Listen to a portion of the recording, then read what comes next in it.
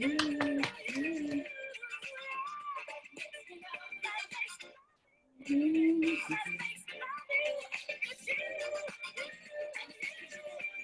we got one more minute.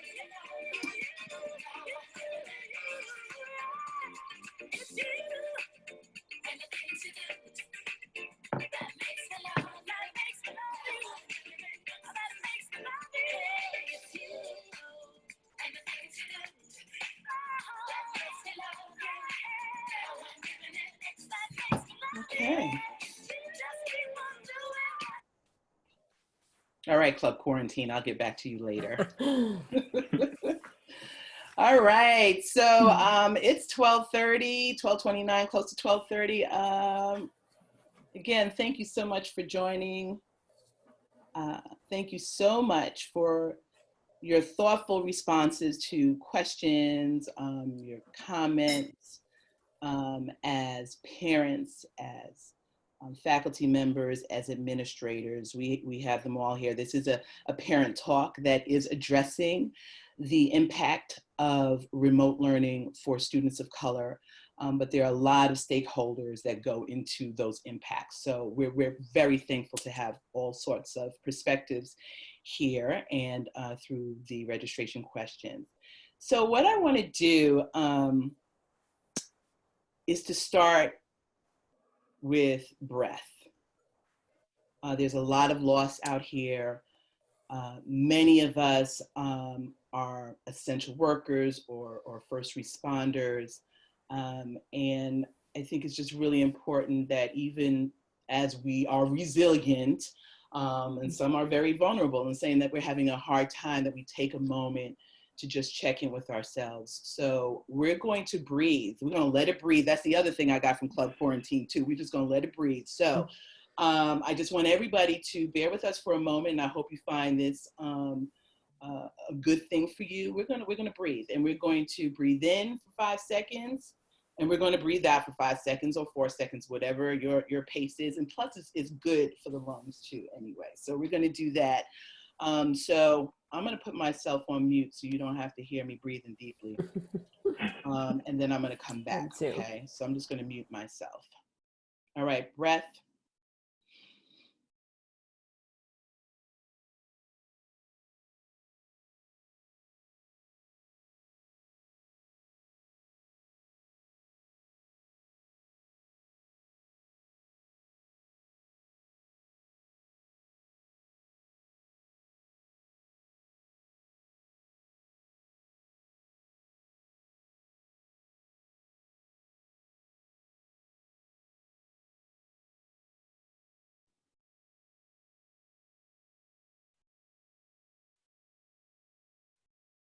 Okay. All right. Thank you for that.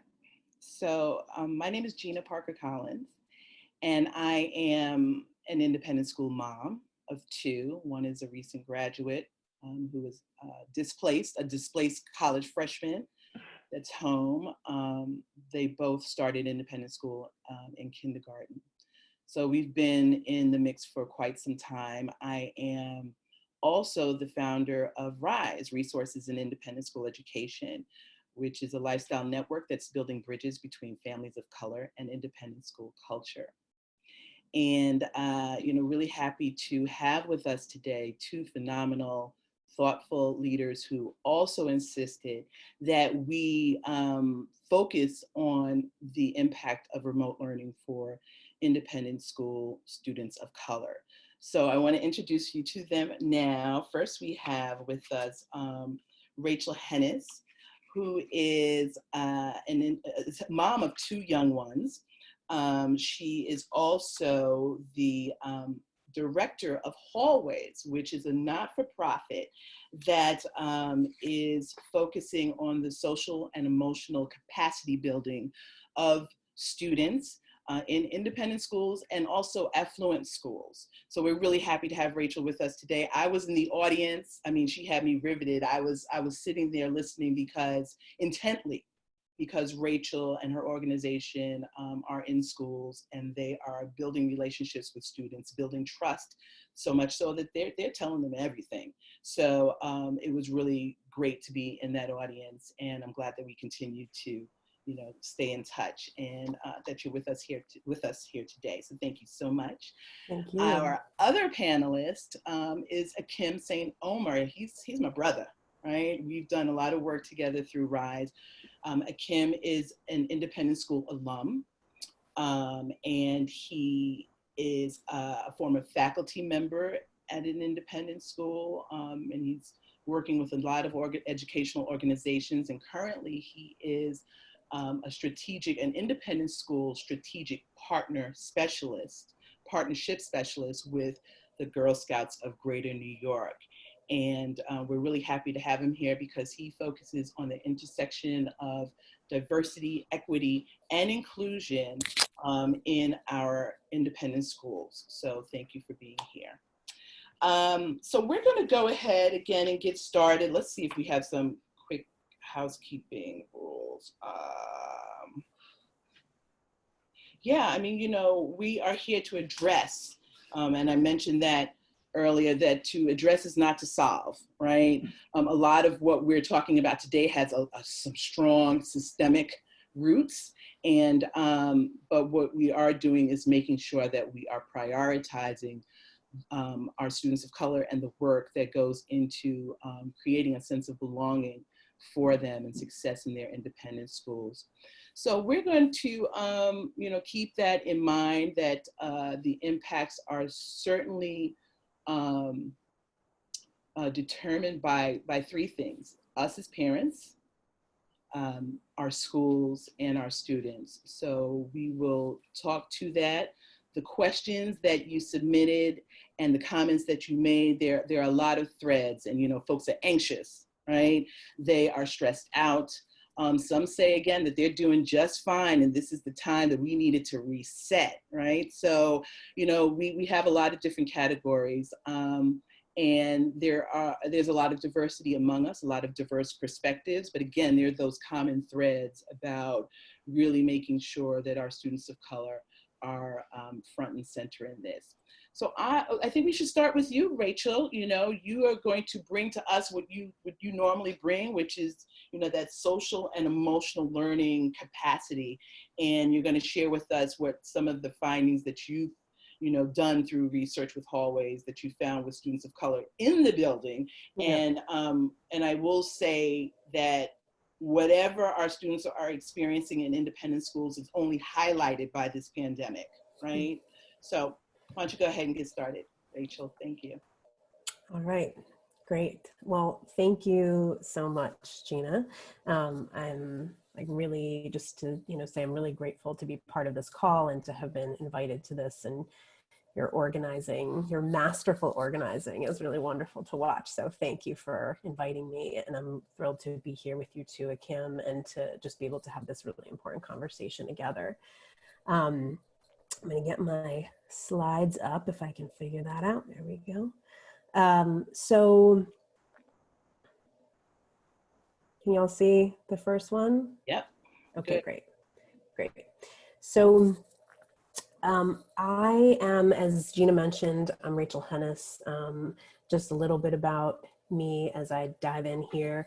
I'm a white woman. I am a mom of two white male-identified children, Noah, who is 6, and Nathaniel, who is 2 and napping next door.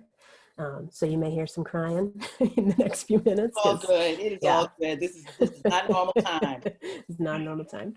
I'm a social worker and have spent about 15 years working in school communities with a particular focus on how cultural norms and values impact students' well-being, health and well-being. And I'm the director of Hallways. And so, as Gina mentioned, Hallways is a nonprofit program. We work in the independent school community in the New York City area. And when we're not quarantined, we're in the building, in the classroom with students, talking about core skills, right? Talking about coping skills, talking about perfectionism, talking about decision-making and values, talking about empathy and connection. We also have those conversations with parents and educators. We use a community-based framework because we know that everyone in the building needs to be kind of speaking the same language, thinking about values in order to support students. And a little bit I want to mention about the work that we do is, we know from like recent research that exists that young people in the name has changed, but affluent or high achieving school communities, highly resourced school communities, have about 2 to 3 times the rates of stress, of anxiety, of substance use than national averages. And that research has not been done on the New York City independent school community, but has been done on kind of similar communities. At Hallways, because we don't have that research on our exact schools, we've done our own assessments, really to be able to make sure that what we are focusing on with students is what they need, right? Is representative of what the needs are. And so I want to talk a little bit about what we found within that work, right? And, we talk a lot at Hallways, we talk a lot in our presentations about like these rates, these statistics and like why they exist and kind of what the barriers are. And so looking for my slide here. And so when we look at that, okay. So when we look at that and we think about like why these rates are there, we really, pay attention to things like intense pressure for achievement, right? That young people in school communities face. And we look at our data that we've collected, which has been from both surveys that we've done directly with students, from interviews with faculty and educators, from our observations being in the schools all the time. And we have a number of themes that we've pulled from our data over the last several years. I really want to focus on what we've learned about the experiences of students of color. And the main things that I want to kind of pull out that we've learned, none of this is going to be a surprise probably, right, for us, but still important for us to like name and think about and reflect on. If we know that these are the themes that students of color are reporting and that the larger community is showing us when they're in school, how does this show up outside of school, right? So the main things that we've learned are higher rates of perfectionism for students of color. So we see high rates of perfectionism in our independent school communities, like across the board, kind of excessively, exacting standards, overly critical self-evaluations, right? We see that across the board. We see even higher rates amongst students of color in these communities. We also see lower rates of feeling supported by school, feeling cared for by school, feeling a sense of belonging within their school communities. And we see also lower rates of students self-reporting that they feel like they have the skills to kind of manage stress, that they feel good about their coping skills, that they feel good about themselves, and a lot of comparison to peers.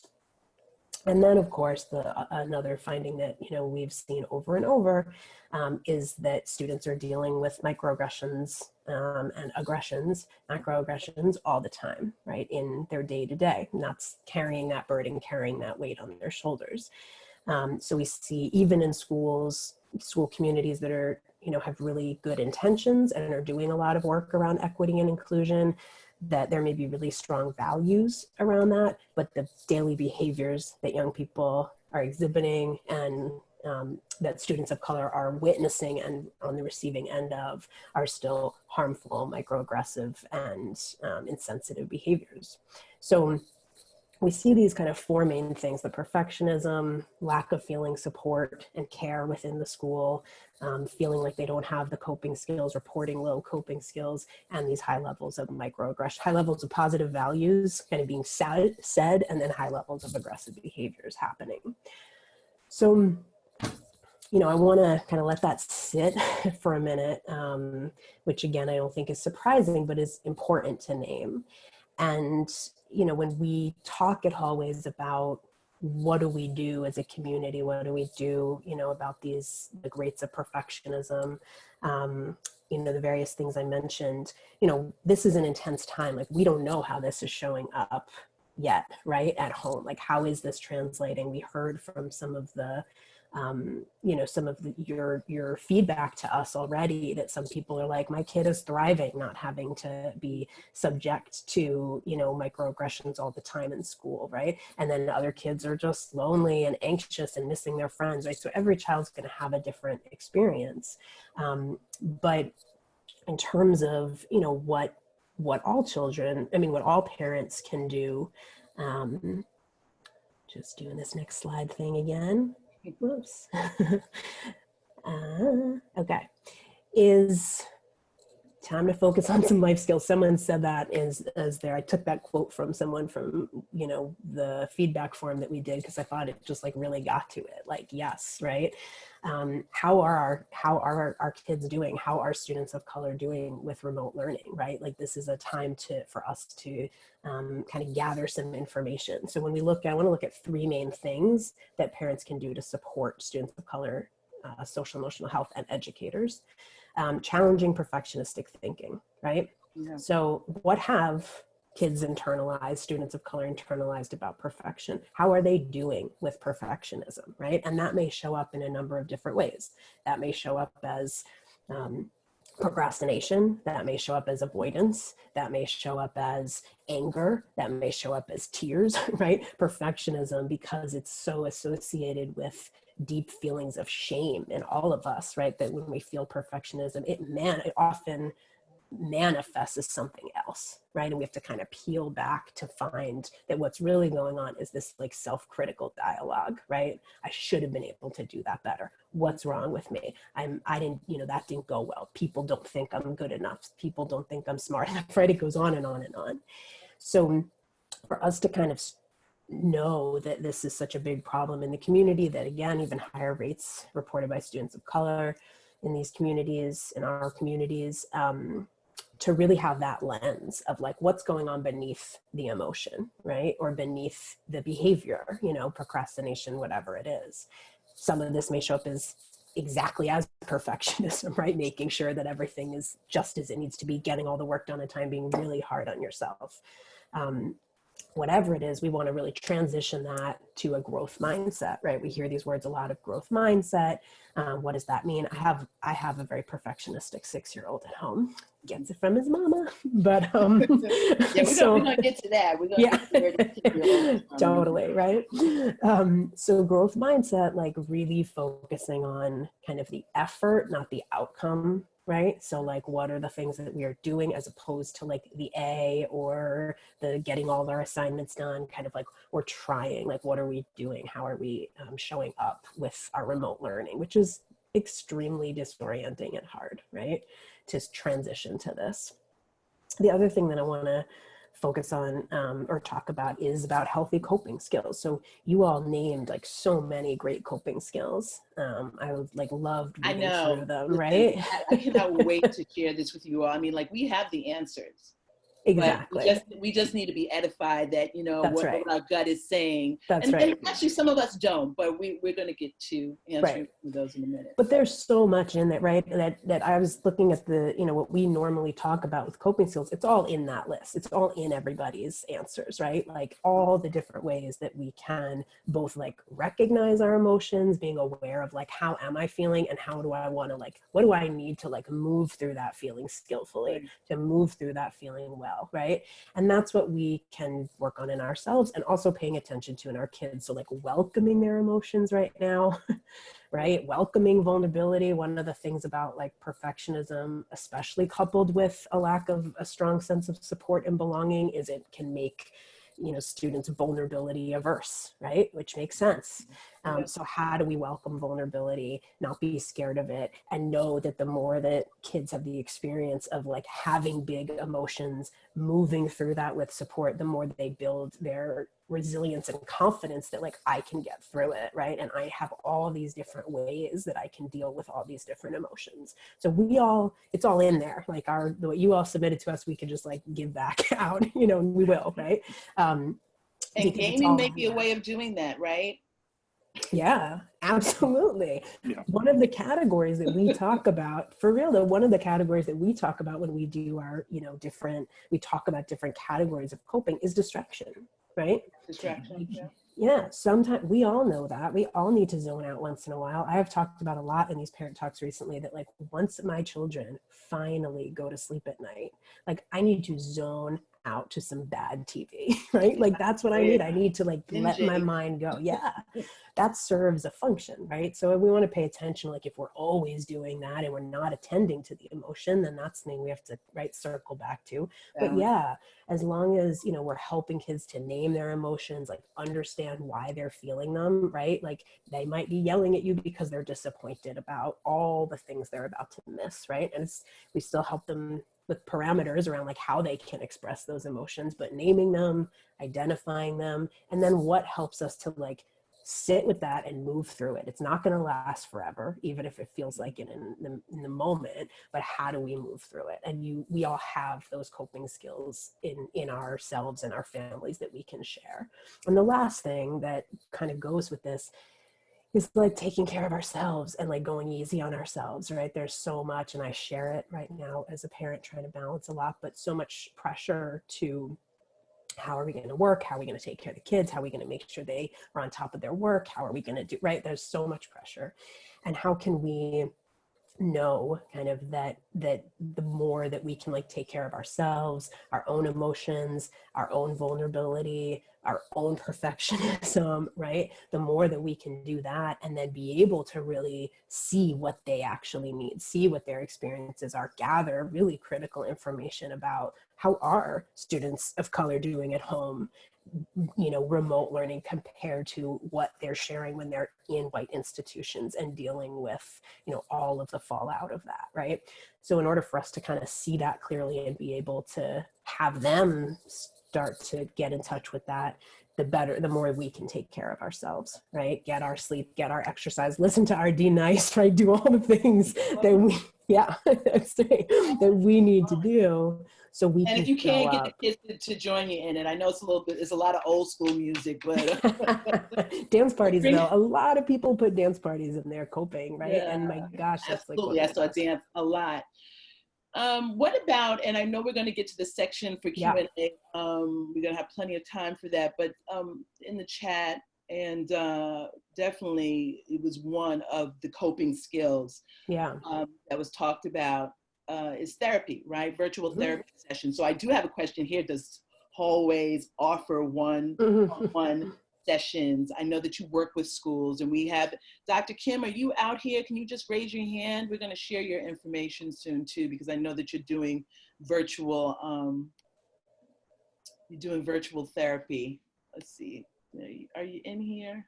Yes, you are. Okay, great. So we're going to put your information up, but maybe tell folks how Hallways works. Sure. Yeah. Thanks. So Hallways, we do not offer one-on-one therapy. So I'm glad Dr. Kim is here, and you know, obviously we certainly can support with referrals for folks. But you know, what we really do is we work with schools and parent groups, right? And our work is about kind of unpacking the cultural context of high achieving schools, affluent schools, looking at these particular challenges that come up, and then learning kind of what are the best things that we can do to support students. So we either are partnering directly with the school, and you know, schools bring us in to do assessments, to do workshops, to do trainings with kids, you know, and with adults, or parent groups bring us in to do that work with them. So we're doing more like prevention education than individualized therapy.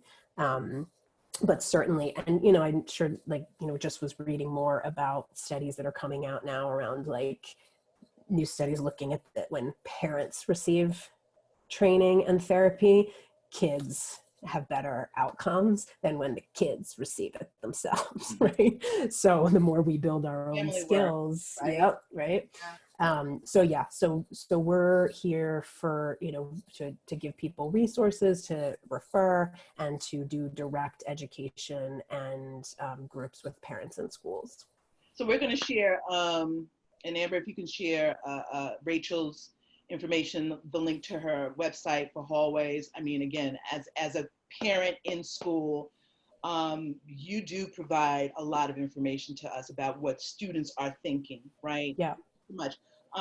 And it was very insightful. I mean, you Mm-hmm. know, you're hearing things that we just won't hear and schools won't Mm-hmm. hear. And Yeah. I'm sure for some schools, it's a little intimidating to have that reveal, but you know, Right. at least we know what we're working with, right? And they also Yeah. are vulnerable in accepting this information. And there's things we can do, right? So it's the Yeah, more we know and I can identify them, the more we can start like changing norms that create these conditions for students. Yeah. that's great. So we're going to get back to more of the social and emotional learning in the Q&A based on your Yeah. responses and your questions. So Kim, you want to take us to the DEI end of things? Sure, sure. As Gina mentioned, I am the Independent Schools Partnership Specialist at the Girl Scouts of Greater New York. A bit of a mouthful of a title. Our council is the only council that represents the 5 boroughs of New York City, where my focus is helping to create troops and bring programming to independent schools, in addition to serving as a support for our troop leaders.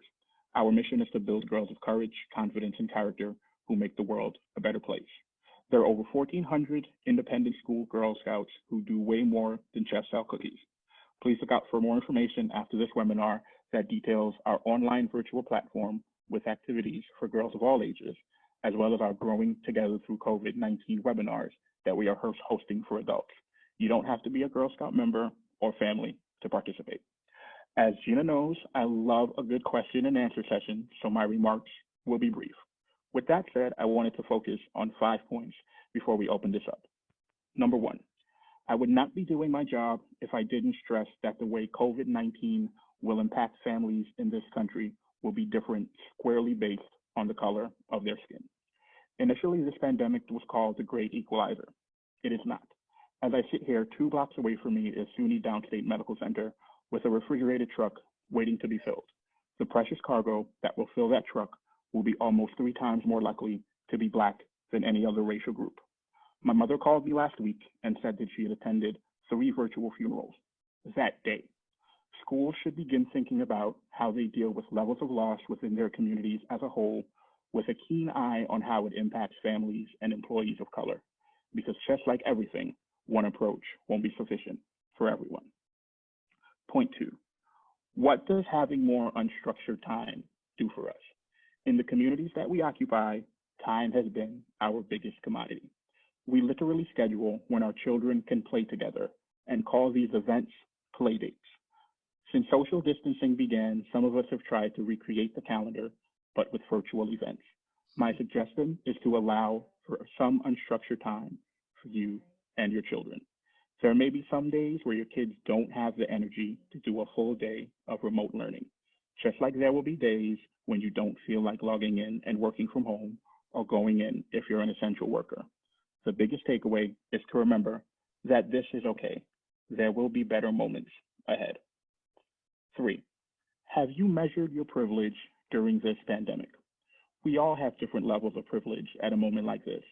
I can wake up, turn on my laptop, and be able to work from home while knowing that my father, who is a corrections officer in North Carolina, is battling COVID.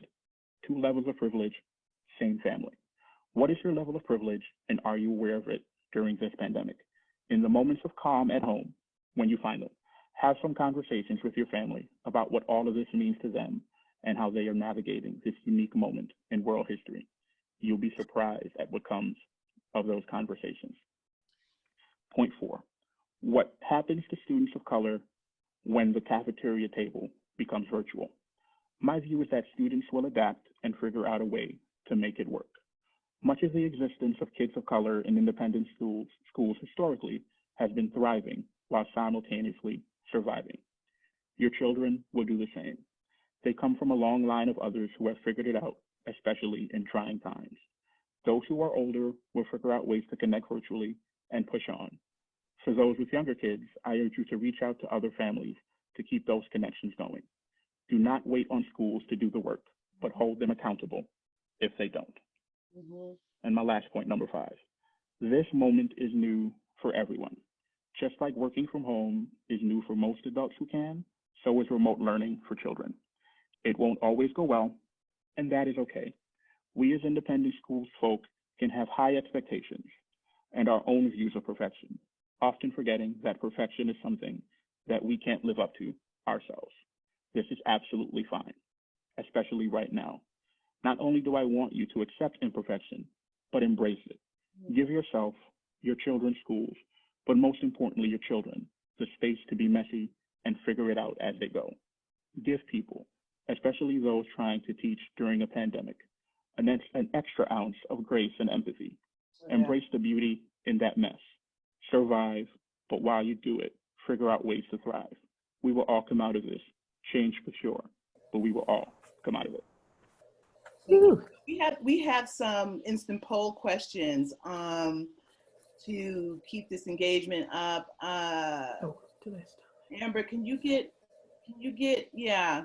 Let's go back to, so this is Rachel's instant poll. So why don't you take a second just to answer this question. Which roots do you nurture most often in your home? You can choose more than one. It's a multiple choice. So why don't we go ahead and start this polling? You all see your instant poll at the bottom of your screen. Well, it should show up. You just tap into it. We talk often at Hallways about social emotional health as a tree, and the roots being kind of the core components of our health. And with those strong roots, and these are examples of them on this Insta poll, with these kind of strong roots in our tree, we blossom and the leaves and the flowers bloom, and those are the A's and the college acceptance letters and all of the new haircut, right? Like all the things that we see and often tend to focus on in our culture. And we know that these things, we might be really proud of them, and that they are by their nature precarious. So the wind blows, the beautiful cherry blossom we were oohing and eyeing at is now on the floor, right, on the ground. And they are not meant to stay, they're fleeting. And if we have these strong roots sustaining us, our tree is strong. And if we don't, and are focusing all our attention on the pretty leaves, then the whole structure becomes unstable. So we talk a lot at Hallways about how do we reprioritize in our cultural context to nurture the roots. So just to give that context. I'm going to share these results right now. Thank you so much for answering the questions.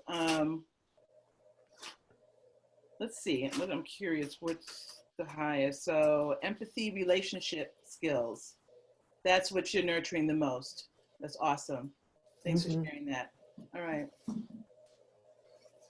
We want to go to the next question. Oh, we got all 3 in here too. Oh, we do? Oh, okay. Great. If you scroll down. Perfect. I probably didn't give enough time for folks to do that. I'm sorry about that.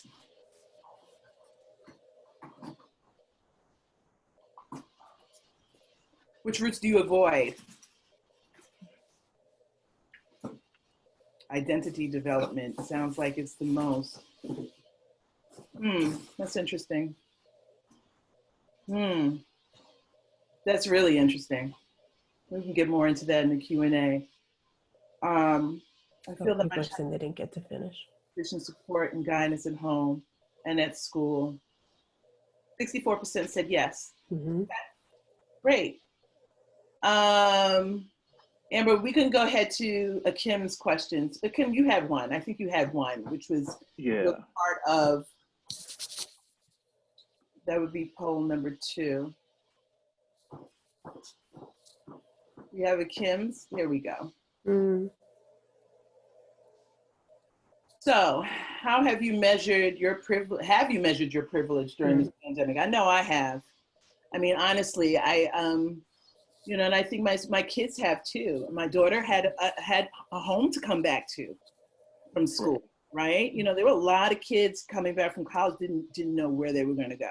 I mean, we upgraded to a downsize. Thank God she had a room to come back to.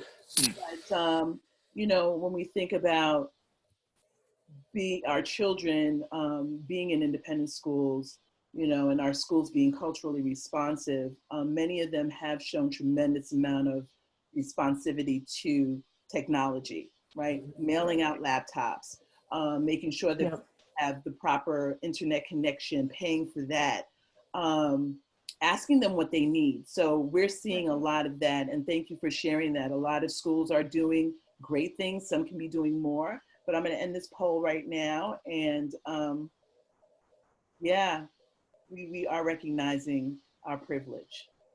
We are. All right, so I'm going to go into my perspective. Well, you know, Kim, let me ask you a little bit more about the whole diversity, equity, and inclusion piece. I mean, you know, your work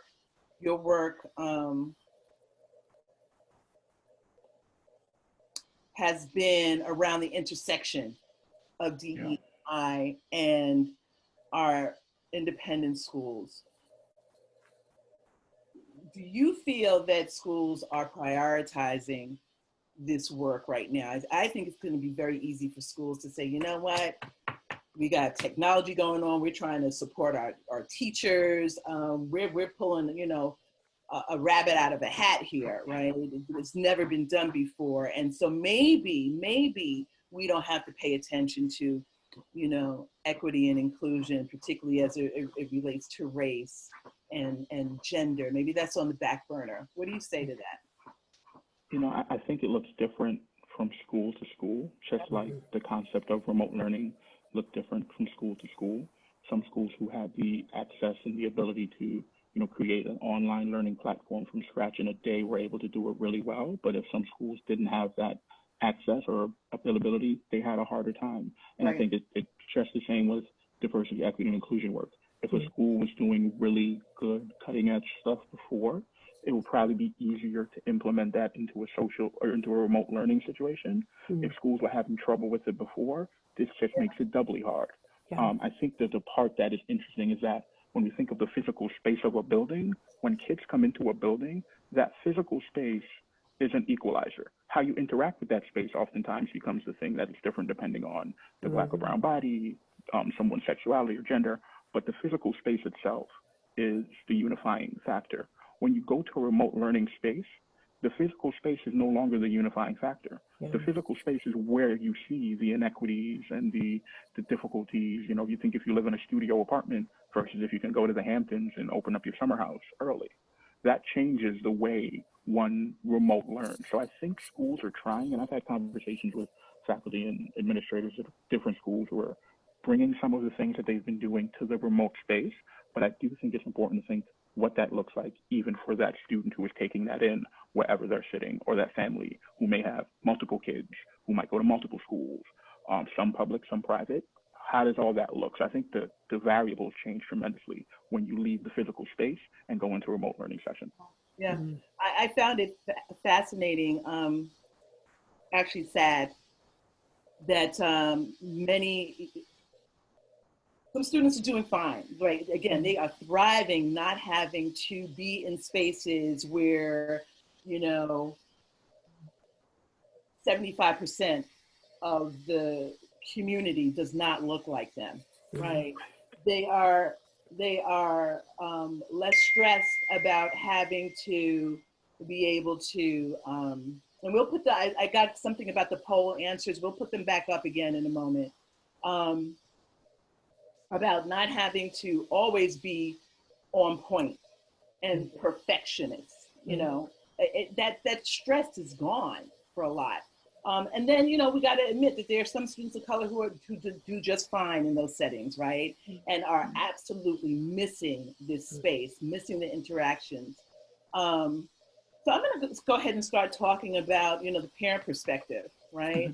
And what I am seeing, or what I've always known, is that, you know, my experience in an independent school setting has a lot to do not only with the schools, not just what the school is giving me, it's what I'm contributing as a parent and what the student is contributing with their brilliance, right?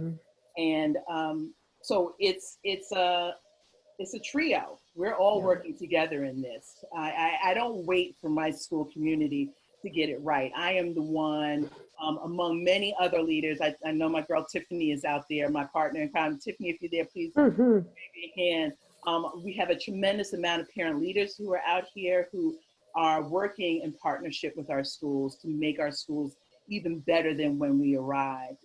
And when we first arrived, these schools, they were not intended for us, right? It was not built with us in mind. However, we belong, right? And in our belonging, I find that when we talk about parents and what our mindset is, particularly as parents of color, now we're all, have different cultural perspectives and come to the table with different ideas, but there is a common thread of showing up and having to be perfect, right? Having to, to always fight for that sense of belonging. And with that, we put a tremendous amount of pressure on our children. So when we talk about the impacts of remote learning, we're at the core of that, right? However we were, whatever our expectations were for our children to show up and do a really good job, right? Is even highlighted now while we're in this remote learning space. I had to take a step back. One day I was really tripping. I was like, you're not doing enough. Well, first of all, how come I didn't see you in that video? I'm talking about my 16-year-old son. Why were you not in that video thanking your teachers, right? Your classmates were there. What happened to you? Did you not get the message, right? And then it became this roller coaster effect. Like, okay, so how come you're not the one that created this situation where you're feeding first responders? I mean, like some kids are doing some phenomenal things. They're able to take this creative time and do something with it. And some students are just not. And we really have to take a step back, right?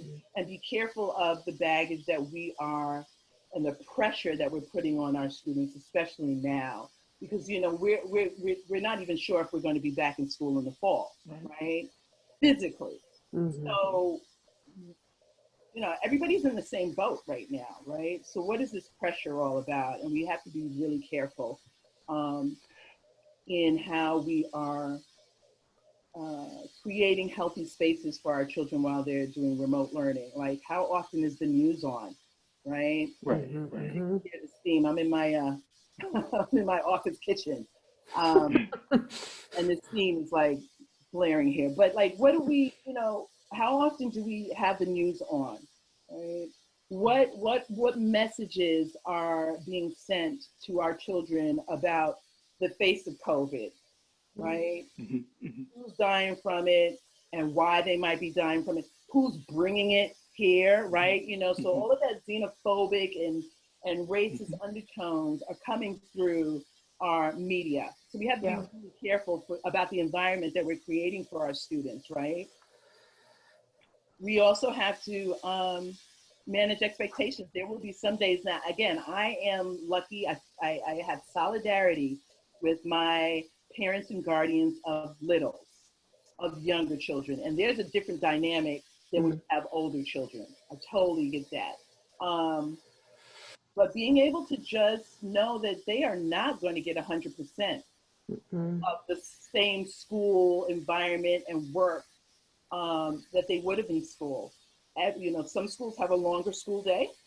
Some have synchronous, some have asynchronous. Not all are the same, but I'm wondering how much it matters right now.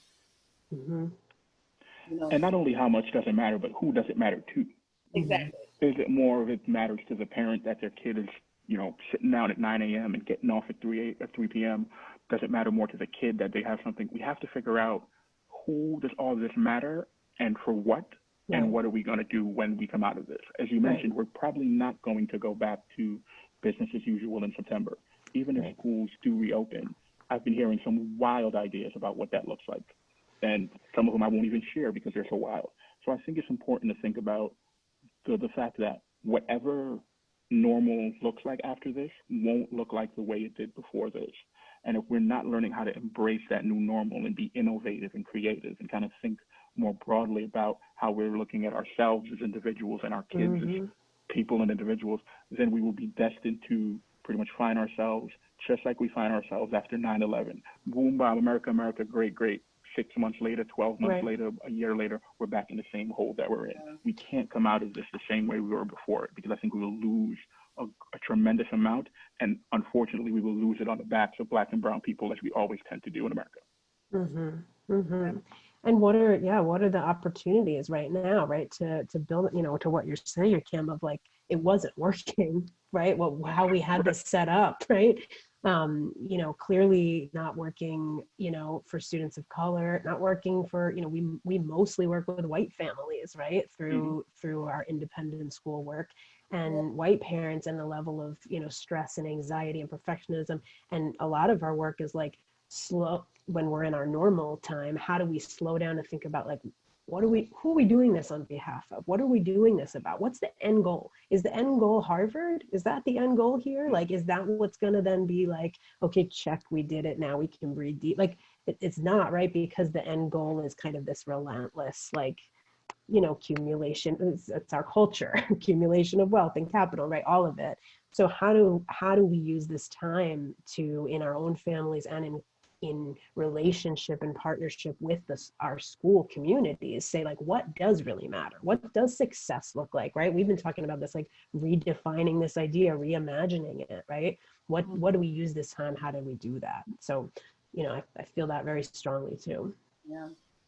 So these are my kids here, Chaz, this is us after we made up, we had our big blow up.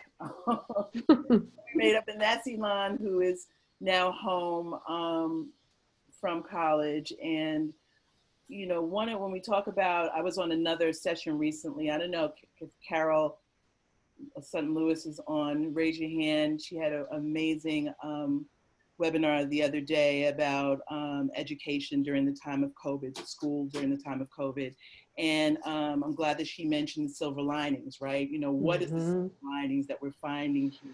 There's a lot to be anxious about and complain about, but the silver lining for my kids is that they're in closer quarters right now, but my son is able to watch my daughter and her work ethic, right? And so that togetherness is great. Are we the family that's, and we've had responses, we have, dinner every night together. That doesn't happen in my house, all right? We're playing games. I just bought this really great game. My teenagers don't want to play it. I mean, they're good as long as they don't really want me bothering with them, but there've been a lot of great rituals that families are now able to do. Right? We have families that are saying, my kids and I get along together. I'm happy to have my kids around, I'm not shooing them away. So, this is a really great time for some folks. Amber, can you put up I have an instant poll question. I don't know, maybe I need to stop sharing my screen. No, I don't. Okay, so Gina wants to know. And I had 2 questions here, and we're going to give a little time for you all to fill this out. Do you feel that you play a role in helping your school prioritize diversity, equity, and inclusion and belonging? And then the other question is, does your student of color look forward to going back to school in the fall? I do want to spend a little time talking about one of the 3 stakeholders, which is our schools. I, as an independent school parent, am investing money, but first and foremost, I'm investing my children, right? Their brilliance, their heart, their talent. So because of all of this investment, I trust that my school is doing what they need to be doing right now, right? Is it perfect? No, but what is perfect right now? Again, we're starting to talk about what does that really mean? They are pulling a rabbit out of a hat. They are, just going with it, right? And maybe it'll be a little bit tighter in the fall if in fact we have to do remote learning then. And I think we're really leaning towards that, right? So I think what's most important for our schools right now is to keep doing what they're doing, supporting our teachers. For all of our educators that are here right now, I applaud you. I thank you. I mean, I know it's not easy. You know, the pedagogy shift from classroom to online for some is not automatic, right? So you're learning it along as well. So please take care of yourselves and thank you. But what I do want to say to schools is that we need to prioritize equity and inclusion. That work that you're doing, and you're right, Akim, if the school was already doing it, I'm really happy to say that my head of school is moving forward with some of the things, you know, we had a racial literacy piece that we're doing with Pollyanna. I don't know if Casper is on, that we are really excited about. And I mean, it was like the day before we were about to have this, everything shut down. And I'm like, oh, of course, you know, the race conversations. A pandemic will hit when the race conversation is about to start. I know a lot of people were like, "Ooh, we don't have to do that," but it's back on the calendar right now in a virtual space. I think Pollyanna for doing that with us. So let's go ahead. I'm going to end the poll. Share results.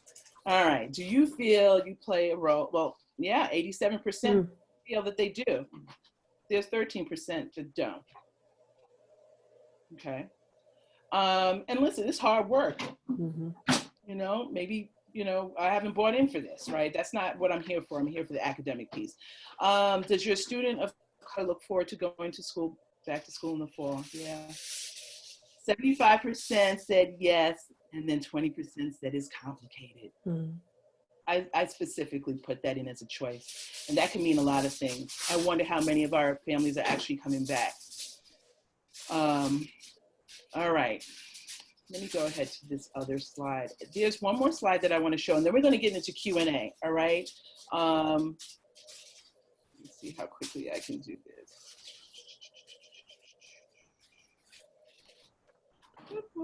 Oh, here we go.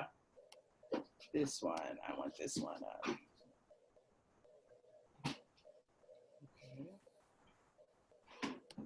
Okay. Screen share back. All right, here. I love this slide. I saw this on LinkedIn recently. And here we go. Do you see my screen? Do you see it? Yeah. Okay, great. So 7 tips for remote teaching. I mean, you know, this is all for teachers, you know, grading, you know, is it pass fail, or is it, you know, are we going to go with grades? And there's reasons for both. My school decided to stick with the grades. You know, others are doing pass fail. The social and emotional learning piece, I was happy to see that. Minimize synchronous online meetings. Offer grace. You talked about that, Akim. Not one size fits all. Keep it simple. Individual conversation. But one thing I saw that was missing was a whole piece around diversity, equity, inclusion, and belonging. And that needs to stay front and center. Yeah. Right. And then lastly, I just want to mention that our students also play a role in this as well. You know, how healthy they're keeping themselves, and what expectations that they have. And I think we can do a really good job as families in just kind of managing that for them. You know, I had great reports come in recently, and I just decided not to do what I would normally do, right? I just said, okay, let's just take a minute, regroup, and we're going to figure this out. All right, so let's go to the questions, Q&A. I think that's really important that we get to that. Let's open that up. Okay, Q&A. Oh, and I have some chat messages too. Okay, so let's go to this first Q&A. When would it be right? Can you all see the Q&A? Yeah, I'm looking at it now. Okay, great. When would it be the right time to bring up issues to school when teachers and admin are busy getting ready for this remote learning? I don't know how you think about it, but I'm asking. Yeah, you know, I always tell parents, regardless of, it's never a good time to ask anything. Every day you walk into a school, there are a number of parents at the front door. Mm-hmm. Very rarely do those parents look like the Black and brown parents. Oh, They they're normally look like the white parents are asking. So we would Yes. be remiss if we, as parents who are fully invested in this community, don't do the same. Yep. Voice and visibility. Totally. I think we underestimate the ability of, our schools to walk and chew gum at the same time, Mm-hmm. right? What were you going to say, Rachel? I was just also going to say that, as we're talking and, thinking about for, white parents that are on this call too, right? And like, what are we doing to support, students of color's social emotional health during this time, right? And, looking at, again, like how much are we prioritizing thinking about, diversity and equity and inclusion and giving that feedback so it's not all on parents of color and families of color to be holding the burden of thinking about this, right? So, what does it look like for us to spend this time educating ourselves, educating our kids, connecting with other people, right? There is time here for us to think about like how we're, me with my two white sons, right? Like what am I doing to help them understand, race and be thinking about helping to think about how our district, who also I'm very glad is like there's an intentional integration plan happening in our district right now, and that is moving forward, right? It hasn't been we haven't pressed pause. So anyway, so thinking about like how white parents can be showing up to keep this, using their voices, not just about our fears about our own kids falling behind, but moving past that to think about how are we making sure that there's equity in this experience. Yeah. So Kim asked regarding the 7 tips. That was a good slide. I really like that slide. You mentioned the DEI piece should be front and center. Where do you see that? I see that, I'll just give examples of my own experience. I see that in my head of school rescheduling the racial literacy piece for K through 8 with us, right? Saying, no, we're going to do that now. I see it in parent leaders like, Tiffany making sure that our lower school affinity group, SOCS, is meeting up. Now, this is headed up by teachers who are really committed and devoted, and they are extremely busy. And nothing had happened right away, but it just took a prompt from a parent saying, listen, how can I help with this? I think our kids need to get together. They need to socialize outside of the classroom. So how else does it show up? It shows up as surveys, right? So, and that's a two-way street, I might add. If your school has sent you a survey about how is remote learning going, this is your opportunity to share how it's going for you in your household, in your cultural space. So we have to be culturally responsive as well. I think it's a two-way street. I don't know if anybody else has any other great tips, but it's about us in our own network and affinity groups as parents of color, if we have them, and I hope our schools have them, and again, voice and visibility, ask for it, create it, that we connect, right? That we continue to connect, that we continue to make sure that we're running for different positions in the school. So I think it goes in a lot of different directions. Another question is, how can we use the summer to make up any learning losses losses in preparation for the next grade? Okay, well, we already talk about summer slide, right? Everybody's always worried about that. I don't know. So here's the thing. Okay, so one of our division heads, I asked him a question and I was hoping that he would answer me. I hope some of y'all have your division heads and heads of school in your phone. I text them, okay?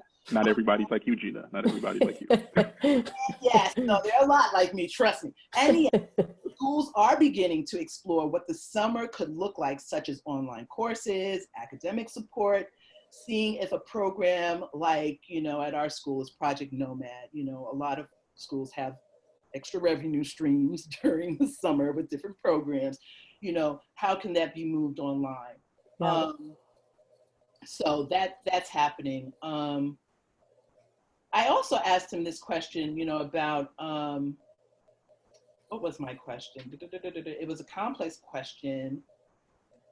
How are, in preparation for the webinar, I said, how, I have parents who would love to know your administrative thought around what if an ordinarily great 6th grade student, this is maybe an A student in school, but online has just totally shut down. Perhaps their parents are essential workers, first responders, and they're taking over total responsibility in the household, right? And it's like, I quit, I have to, like this online thing, I can't do both. Yeah. They're overwhelmed. How flexible and patient will a competitive school be, or should be, with this student? And his response was, that would be totally taken into account.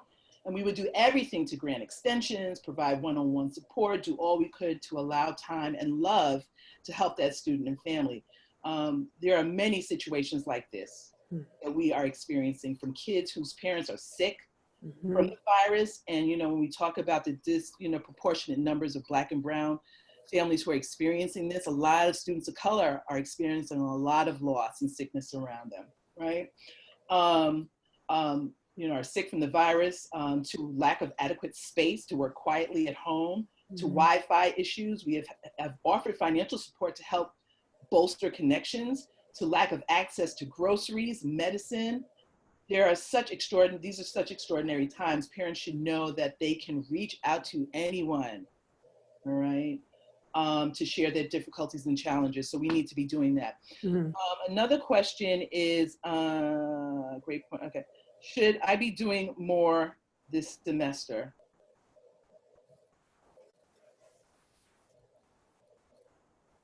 Listen, I'm doing, what more can one do? Right. As I need to be doing it. That's just me. I am about self-preservation, for myself, for my family. I'm relishing in down moments, right? I don't know, what more do you want to do other than live and survive and just. Right. And the question is not what more do you want to do, but why do you want to do more? Right. So why you have to ask, not what do you want to do, but why do you want to do more? To do what? To accomplish what? What are you getting out of doing more when you can't literally go anywhere? What does more look like? What is the purpose of it? What are you getting out of it? Because I think a lot of us are trying to do more just to do more as a way to distract from the fact that this is crazy. And that oftentimes leads us into very, very dark places when we don't take time to sit with our thoughts about what we're actually experiencing. Right.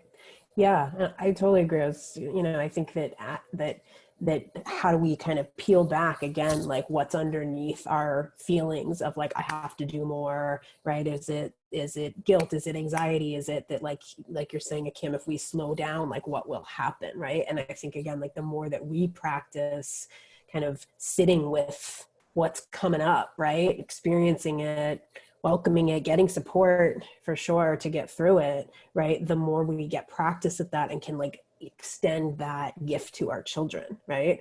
Of like uncovering what's going on underneath there and then figuring out how to fortify ourselves. So, I think that those kinds of questions are like good, like, red alarms or whatever, to be like, ooh, what's going on for me, right? That I'm feeling like I'm not doing enough, right? When so much of what we read from people was like just like how much, like just spoke to how much we are all folks are doing right now, right? And how do we feel like that's enough? Yeah, and I also want families to when we talk about our Black and Brown students, how resilient they are. They come from history and ancestral backgrounds of having to survive and dealing with trauma, and we're just resilient people, right? True. But you know what? There's a lot of pressure in being resilient, and there's a lot of benefit in being vulnerable and asking for what it is that you need. And we like to, consider ourselves really strong and holding things down, right? Like, don't let them see you sweat or what. I don't know what it is, but I think this is time to reevaluate that and to ask for what we need. I know that we are at the end of the hour. We can hang around for a little bit longer. If you want to hang on, we're just going to go through some of these responses and and comments and questions. And again, we're going to work to compile that all together and share it with you in a really concise fashion. A matter of fact, if we have any volunteers out here good with pulling, research together and presenting it in really cohesive and thoughtful ways, please reach out, because we have a lot. So one question was, how do we homeschool and work concurrently without tearing out our hair? Okay, again, I happen to have a 16-year-old and a college freshman. I'm not homeschooling. There's remote learning going on here, and there's a distinct difference, right? I know that might not be the privilege that a family of littles has, right? It's probably a lot of homeschooling going on to supplement. I don't know if you have anything that you want to say about Well, I was going to say, but again, still to the most important piece of that is what's going to allow us to still like bring our kind of best selves and our healthiest selves. And that might mean, that like the kids do what they can do on their own, and that's what they're doing right now. And then we're in conversation with our schools about kind of what's happening, right, and how we're doing. But I think that the most important thing is going to be like preserving what, I heard on some of the feedback, and have been hearing in many of the parent conversations we've been having, like the guilt for like putting the screens on, or like the guilt for like not getting through every single piece of, the worksheets that are assigned.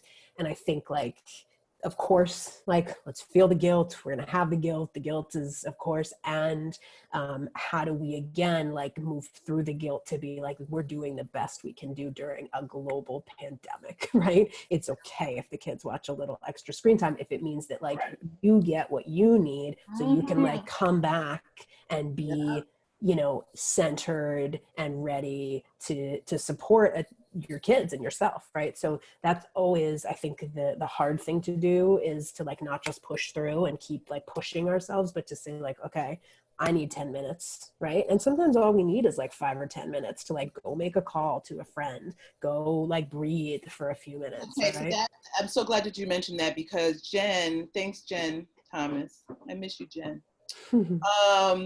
A suggestion from her head of school was to reach out to 5 families that you don't know for human adult connection, right? So getting to know your community a little bit more. That's T to the K.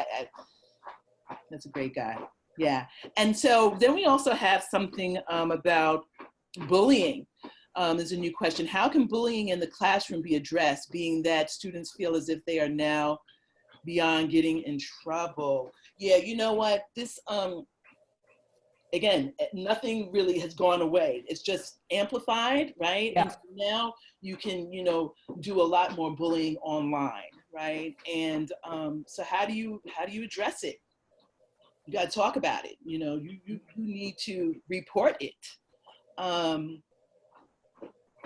Kim, I mean, Yeah, there's no other way to address it but to let the schools know what's going on. I think, as we live in a social media driven culture and age, where we were able to insulate our kids from a lot of bullying when we were younger, when those social media pieces didn't exist, now everything is on at all points of the day. So if kids are getting bullied and you guys aren't letting schools and administrators know, then they won't know. You have to let them know so that they can at least begin to think about how to address that. Because if it's happening to one person, I am sure that it's happening in other facets of the institution as well. Yeah. And I think like, as knowing that it's going to be happening, right? Because as we're saying, like things are not going away. They're just like transferring, right, to a different format now. So like, if we know these things are going to be happening, how do schools, how do educators, how do we like build in time to be like allowing for students to check in about like what's happening during the virtual sessions, right? Like, how do we build into assuming like bullying is going to be happening, microaggressions are going to be happening, right? Like online harassment, like all of that is going to be happening. We don't know if it's happening more or less or the same, but we know it's happening. So like, what are the places that we want to build in virtual supports for kids to like check in about different things, to be able to, report things easily that they overhear or witness or are, subject to?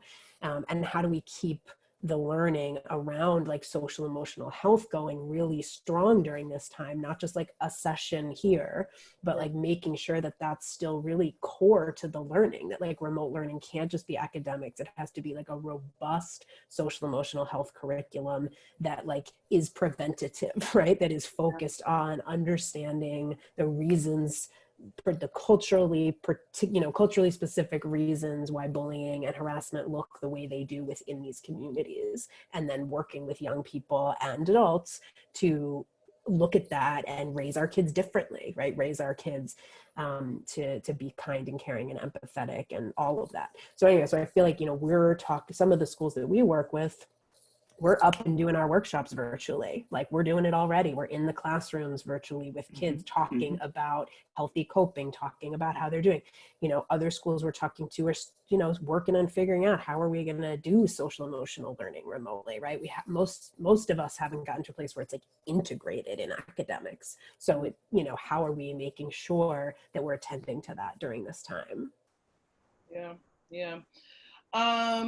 Let me see. I think there's some here. Okay, so there's questions in Q&A and then there's questions in chat. This is lovely. Here we go.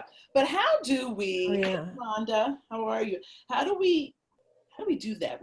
How do we do what? How do we manage the stress of homeschooling littles and remote work obligations? I find myself exhausted trying to balance schoolwork, professional work.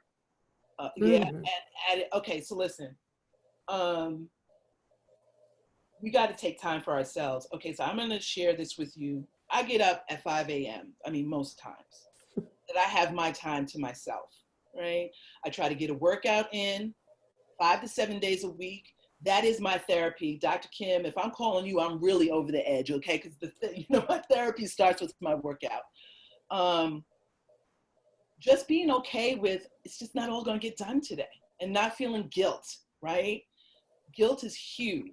And, some of our jobs are more demanding than others. So I'm not trying to discredit, like who wants to lose a job? There are a lot of people losing jobs out here. So if you got one, you're certainly trying to stay on top of things. But I think everybody's going through a reset. I think we might be harder on ourselves than we probably need to be. I don't know if you agree with me. Yeah. Absolutely. The levels of conversations that I've had with people who have switched to remote learning, and how some of them feel the need to literally clock in at a particular time and clock out at a particular time and work throughout the day. I'm like, at some point, the other person on the end of the screen has to figure out how to balance the same things you're balancing out. If this isn't a time where people are giving each other grace and mercy and understanding, then there never will be a time. Absolutely. But if we don't give ourselves that first, then we can't give it to somebody else. Right. Yeah. Totally. And like checking in with how much of our like feeling like we can't let go, how much is fear-based versus reality-based, right? Because for some of us, it's reality-based. Like if we don't get, the work done, like we could be in jeopardy of losing our job, right? Like versus some of us, it's like, I'm supposed to do this, I'm expected to do this, but actually I'm not going to lose my job if I take a step back. Actually, my team will understand if I talk to them, right? So finding out kind of what is fear-based versus reality-based. But I couldn't agree more with what you're saying about like, if we don't give, I want to kind of like repeat what you just said, like if we don't give ourselves and each other grace during this time, we never will, right? Like I just think that's such an important thing you just, said, Akim, with that. Thanks. So here's one. How do you expect schools to deal with students who are seriously depressed and self-sabotaging their academics? I mean, we've been talking with schools about making sure that, that the counselors and social workers are having opportunities to check in with students, right? And really, again, like normalizing and welcoming, making sure parents know that like there's no shame in feeling depressed, there's no shame in needing help, there's no shame in reaching out, right? And sending that message, kind of again expecting that kids are going to have a hard time. And if then we're seeing signs, if the schools and the counselors and the parents and the social workers are seeing signs of serious depression, mental health issues, making sure that we are attending to that, right? Getting students the help that they need. So I think that you know, many of the schools that I've been talking to, like they're on it, right? They have social workers and counselors like checking in and kind of, but I think as much as like we can, if we're noticing, you know, okay, this is more than just like my kid is, you know, this is consistent, right? I'm seeing signs of consistent anxiety, consistent depression. They're not able to do kind of keep up with, you know, their normal activities, right? Normal during this time, to be really reaching out for support with the school and, you know, getting support. And that's going to be happening more and more. Kids in these communities have higher rates, like I said before, to begin with, of anxiety, stress, depression, right? Students of color are having even more, you know, stress and anxiety and perfectionism. So this is going to surface some other like mental health challenges for a percentage of our kids, and that is okay, that makes sense, and that they can get help and support and get through it.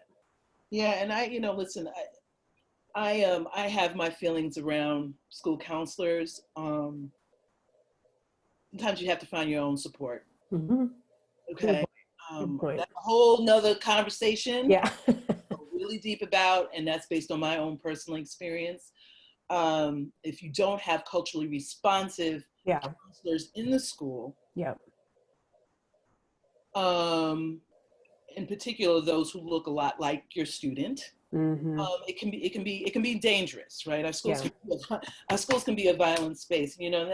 And we also have to be careful of ourselves as parents. You know, what are we saying to our kids? How much pressure are we putting on them? By the virtue of the fact that we have enrolled them, we've applied to independent schools, we've enrolled them in independent schools, means that we have high expectations, right? And it's kind of weird that we actually put them in spaces. I mean, we want them to have the best of education, the best of resources, but to do that, we're putting them in spaces where, you know, that in and of itself creates some sort of, you know, chasm mentally and emotionally. You know, I'm not even seeing enough people that look like me, and faculty, staff, my peers. So what does that say about me, right? Yeah. You know? So we're always revving. So I just hope the parents are just able to take a step back and just love on their kids and understand, you know, love on themselves and understand that we're having a tough time right now, but it's a reset. And it's a reset to create some new values, right? Some new opportunities, some creativity, and, you know. All right, are there any more here? Oh, yeah. So I hope I answered that question. I mean, like, yeah, schools should be aware, but like, I'm not waiting on my school to get my kid any type of support that they need. Yeah, I think that's a really... Yeah, I might need to get them support outside the school. And if you need some financial help with that, I'd still ask the school. Yeah. But anyway, okay. So what is the best way to explain to our children that they now have to pitch in more around the house? No more housekeepers or nannies or tutors. So we have to do for ourselves. They are used to only focusing on maintaining or excelling academically and extracurricular wise at these schools. Do not do housework and cooking, etc. You want me to try this one? Well, I got my kids to cook last night. You know, listen, you want to eat, right? I will say, sometimes that's what it comes down to. I'm enjoying it. I think many of us are really enjoying cooking. Like, you know, we're having a good time in the kitchen. It's nurturing and it kind of makes you feel good. And I had to stop that and I said, no, because I'm setting a precedent right here and I don't want to do that. I just tell them to do it. Yeah. If you want to game, if you want to continue to game, you're going to clean this bathroom. Right. You want to eat? Using the bargaining chip. Mine is about, like, if you, with my 6-year-old, like, oh, you want to watch another episode of that? We need to do our chores first, right? And that's, I think, like, yeah, go ahead, Akim. I think it's also age specific too. I think on the front end with younger kids, you can probably do a lot of that. Hey, if you want the half an hour screen time, then you got to clean your room. As kids get older, like, if you want clean clothes, you got to do your laundry. I'm not doing your laundry. And be okay with them being mad at you that you're giving them this extra thing to do. That's the guilt again, right? It's a skill set. When they get to college, they can't come home every weekend with their dirty clothes. And if you allow them to do that, then you're not allowing them to be fully formed human beings. At the end of the day, we're raising children.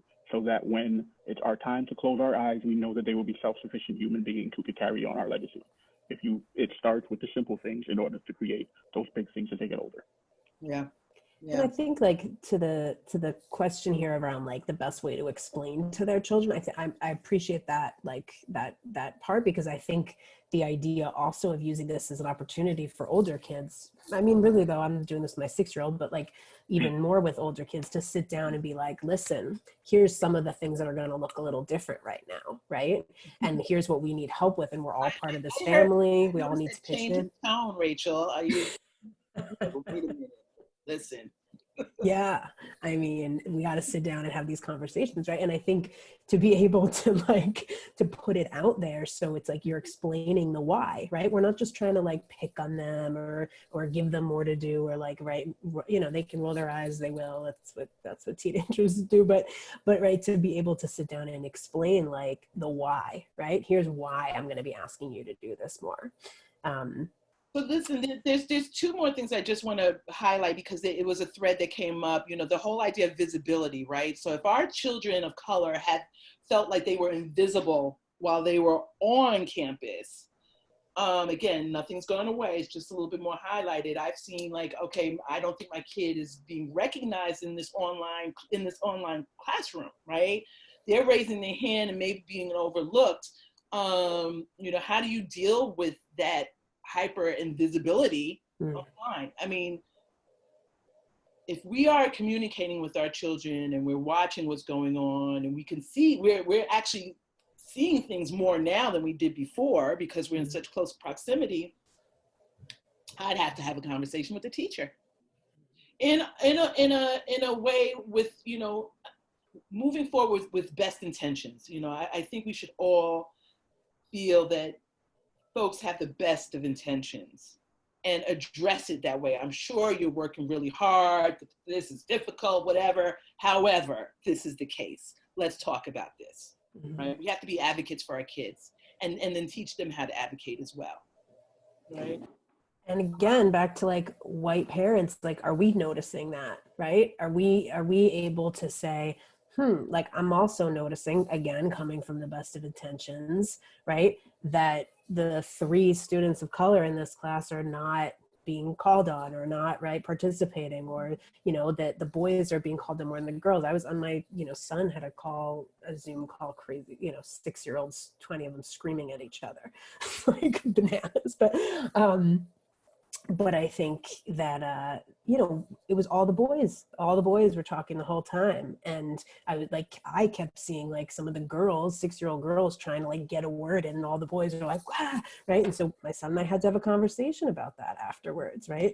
And the teacher wasn't even on that call. It was just like the kids, parents had organized a Zoom call for the kids to say hello, which, you know, it's a little much. But anyway, the point being, like, what are we noticing when our kids are on? And are we, as I'm saying to, you know, the white parent, so again, it's not all on parents of color having to say like, I'm seeing this, I'm seeing that. Did you see that, right? That we can be working together to see this is harming all of us. It's harming white kids to have these, the invisibility happening as well, right? This is all problematic. So to be jumping in.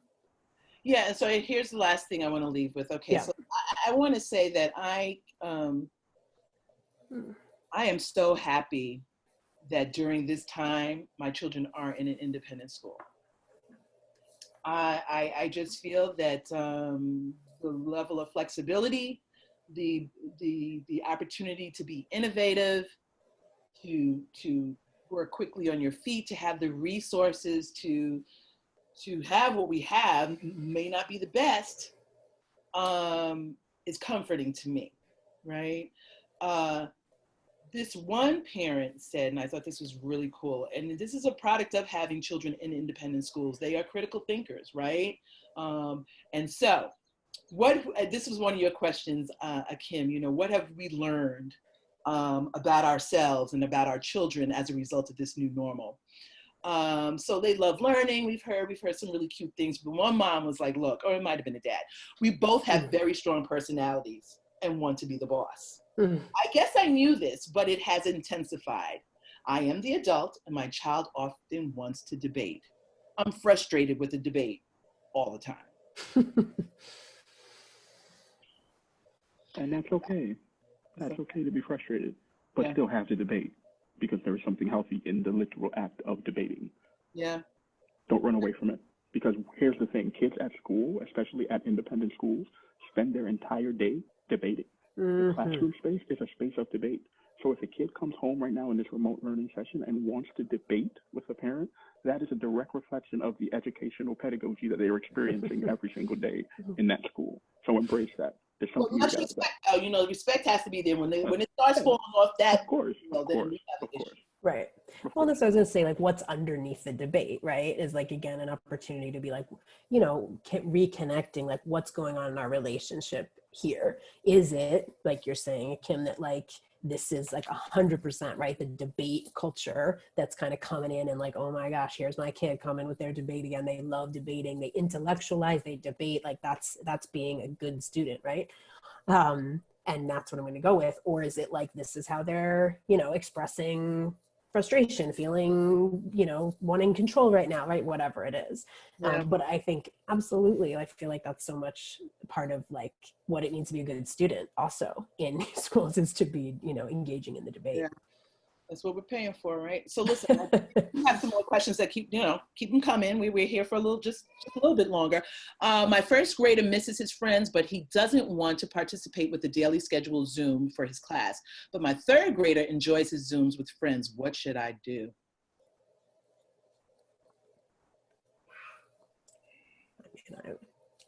I'm happy to jump in. So that's the younger one. It's the first grader.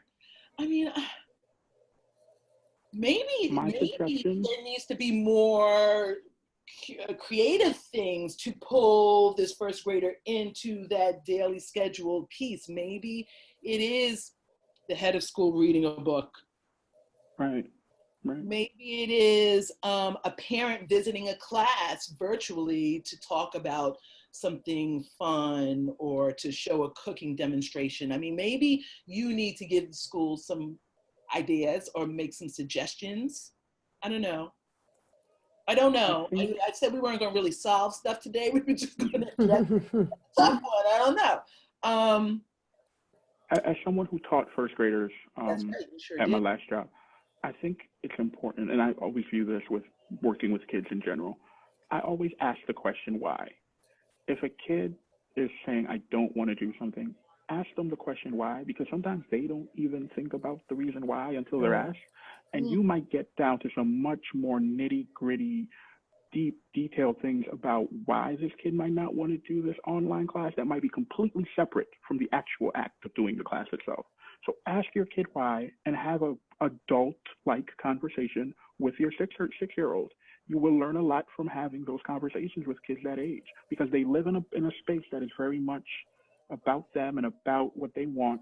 They will be able to articulate it, even if it doesn't completely make sense to you at that time. Yeah, there was one parent in the thoughts and comments who has said what they're learning more about their child is that their child really doesn't, think the way they think they should think, right? Like, the parent thinks, well, this is, you are supposed to be following this schedule, sitting in front, you should be engaged, and maybe your child is just thinking differently, and maybe that's okay, right? And I think trusting the process right now, like, that I think the Zoom calls can be overwhelming for younger kids. I think they, especially for adults. Absolutely. I feel overwhelmed by all the Zoom calls. And, and I think especially if you're saying that it's just silly time, right? So I think and I think kids can go from, next week, your first grader might want them again, or in 2 weeks, right? So I think absolutely I agree, like asking them why, kind of giving them a space if they know why, and you can kind of get to something great. They might not be able to articulate why, depends on where they're at. But I think it's kind of letting it roll, letting it go. And, okay, if they don't want to participate in the daily Zoom calls right now, cool. I think you keep asking them, oh, your friends are there. Do you want to see them? Do you want me to be on it with you? Not? No? Cool. Like, no big deal. I think the more that we don't make it a big deal. Like if they want to do it, fine. If not, I think the more that they will potentially come around to it, or Zoom's just overwhelming for them right now and they want one-on-one, you know, and that could be a, you know, is there some friends they want to do one-on-one with, or smaller group chats, or maybe nothing right now, and that's okay too. So I think just like letting it roll is helpful. Mary Cruz asks, thank you, Rachel. Thank you, Yeah. Kim. How should parents of POC students, how should parents of students of color address issues of invisibility that become more apparent? Yeah, I think we talked about it. Like, you know, here's the thing. I mean, the ability to eavesdrop in on a class has never been better than it is now, right? So maybe, you know, asking students, you know, well, I noticed that you didn't raise your hand, or you did, you know, you were trying to really get in there in that conversation and you couldn't. You know, how did that make you feel? What, you know, do you feel that you can advocate for yourself? I'm talking about older kids now. I mean, I really tried to get this scenario going with my son the other day. I was asking him, so how does it, you know, do you feel your Blackness on remote learning? And he just looked at me like, what are you talking about? Now, this is a different kid than my elder kid. Hi, Joey. Hi, Joey. That's my little friend. She said hi.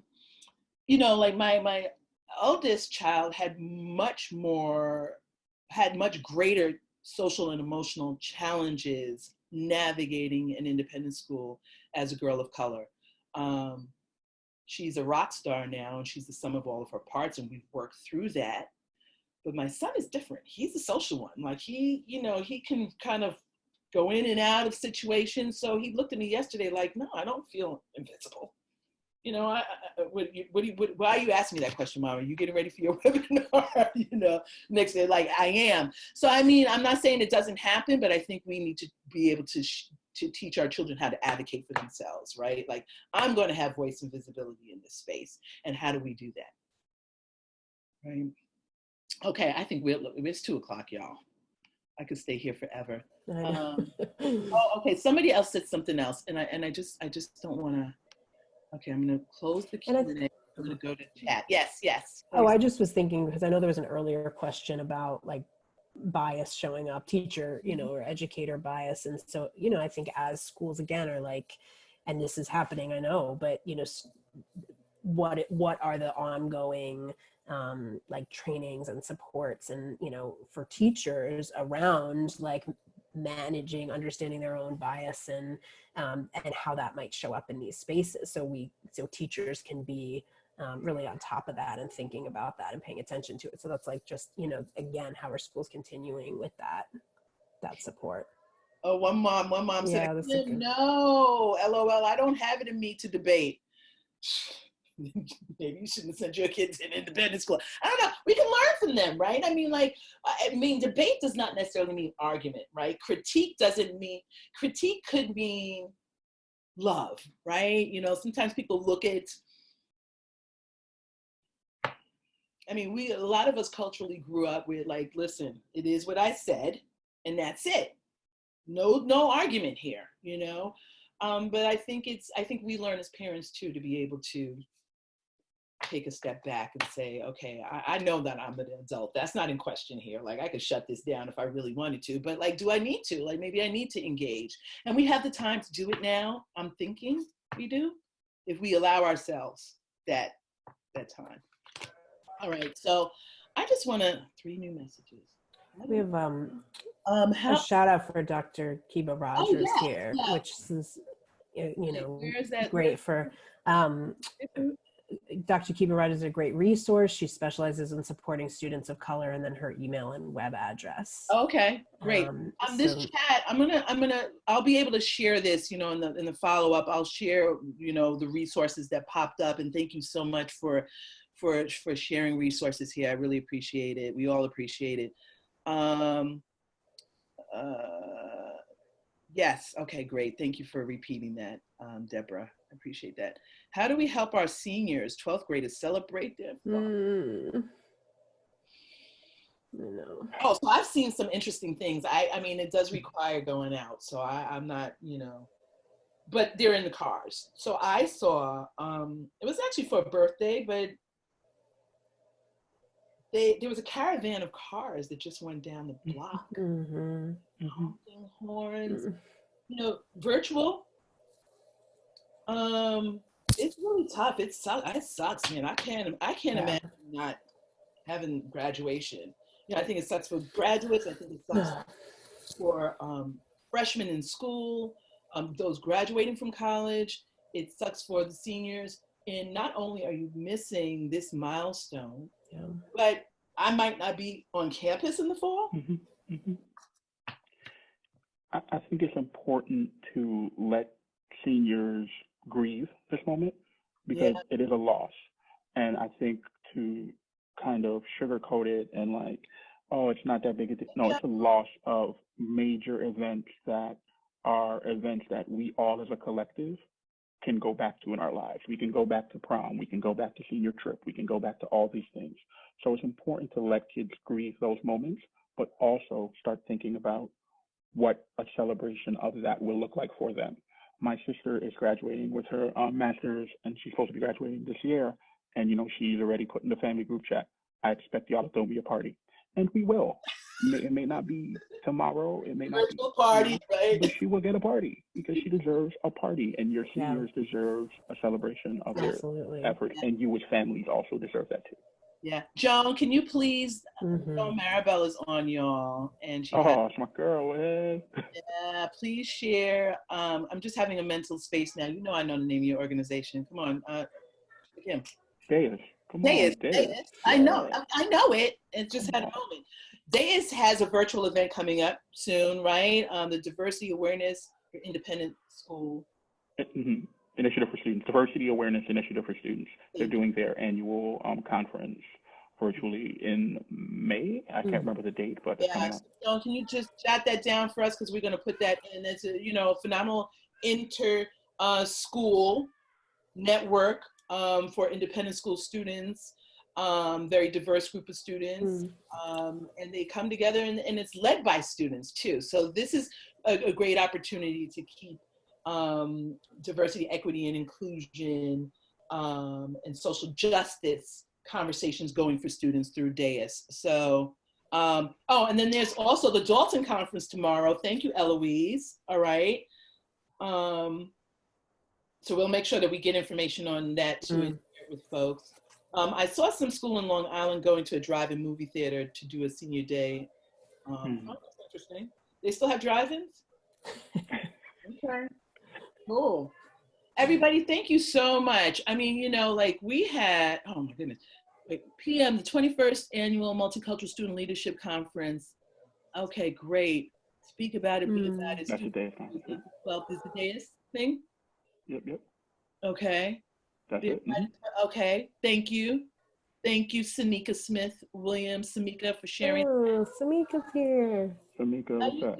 You know some of these folks too? Okay. I do know some of these. You do, because you're in schools. I know everybody. Looking up down low on stuff. Okay, so DAIS is on May 9th, 1 to 4:15. Where's the DAIS info? It's in here, Kim, Jordan Vaughn. It's just, so wait. Okay, yes, it's Samika shared it Saturday, May 9th, 2020 with details, the 21st and 21 years. Yes, Joan. Yes, thank you so much. Speak about it, be about it. Students in grades 8 through 12 are invited to participate in the Diversity Awareness Initiative for Students, DAIS, a fantastic conference with student-led workshops regarding relevant diversity and social justice issues of interest. Everything is online. Yes. Perfect. All right. Again, we'll send this to everyone. Hey, listen, thank you so much. Thank you, Akim. Thank you, Rachel. I mean, both of you all really insisted. We were on the same page together, so thank you so much. Thank you. Yep. So thank you, parent leaders out there. Thank you, administrators. Thank you, faculty members. We're in this together. Absolutely. We're gonna get through this. We ain't dreaming. It is real. But let's party. Let's do some more club quarantine and love up on our children, take care of ourselves, take care of one another. And also, you know, RIISE has the RIISE Parent Power Conference, end of May. I'm going to send you all some information. It's our 8th annual event. It's online. We're really excited about that. Sponsored by Barnard College and Riverdale Country School, and a couple of other schools. Avenues is a sponsor.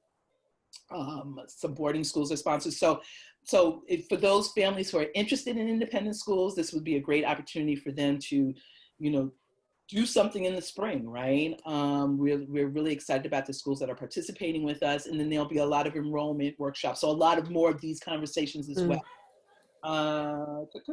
Okay, thank you so much. When is my next conference? It is the 31st of May. So I'll have all of that information in, and I can now focus on that. But this was really important. It was good. And we had a lot of people on. I mean, we had close to 100 folks on here today. Over 50% are still on here right now. So, well, so much for sharing your thoughts and your concerns. POC rocks. I'm going to tell you something right now. Our communities are so much sweeter with us there. Yeah, for sure. We're the heart and soul of the schools. You know, my white peers, I love y'all. You know, I do. POC brings some, we bring it. And so, and we do love partnering with our schools, and we show up. So just keep doing what we got to do, and keep everything front and center as it relates to equity and inclusion. And I can go on and on. Y'all stop me. I don't know. I'm like, let's keep going too. So no, I'm not the best at stopping things. I admit this, All right, I'll be the one except. Thanks again. Yes, wonderful. Thanks for having us. Hi, Gloria Fernandez here. I don't know if you're still on. I have to shout her out. She's retiring this year from Anatomy after, I don't know, over 20 years, 25 years working at GA. So we love her. Okay. Here we go. It's time. It's time. That's Noah. What's up? All right, we're going to give you back to your mama. All right. Thank you, everybody. Thank you. I appreciate you. All right. Thank you. Bye, everybody. Thanks, Gina. Thanks, Akim. Bye, everyone. Pleasure. See you guys soon.